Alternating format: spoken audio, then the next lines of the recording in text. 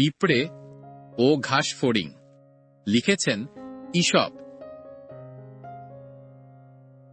এক সুন্দর গ্রীষ্মের দিনে একটি ঘাসফড়িং মনের আনন্দে লাফিয়ে বেড়াচ্ছিল, গান গাইছিল এবং কিচিরমিচির করছিল। একটি পিঁপড়া পাশ দিয়ে যাচ্ছিল, যে অনেক কষ্টে একটি ভুট্টার দানা বাসায় নিয়ে যাচ্ছিল। ঘাসফড়িংটি বলল, এভাবে পরিশ্রম না করে আমার সাথে এসে গল্প কর না কেন?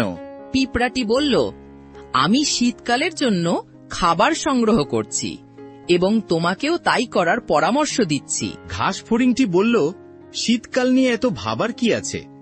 আমাদের কাছে তো এখন প্রচুর খাবার আছে। কিন্তু পিঁপড়াটি তার পথে চলে গেল এবং তার পরিশ্রম চালিয়ে গেল। যখন শীতকাল এলো, ঘাসফড়িংয়ের কাছে কোনো খাবার ছিল না এবং সে ক্ষুধায় মরতে বসল। তখন সে দেখল পিঁপড়েরা প্রতিদিন তাদের গ্রীষ্মে জমানো ভাণ্ডার থেকে ভুট্টা এবং শস্য বিতরণ করছে। তখন ঘাসফড়িংটি বুঝতে পারল, একটি জ্ঞানী এবং শিক্ষামূলক গল্পের নীতিকথা হল, প্রয়োজনের দিনের জন্য প্রস্তুতি নেওয়াই বুদ্ধিমানের কাজ। Thank you for listening to Gulpasip.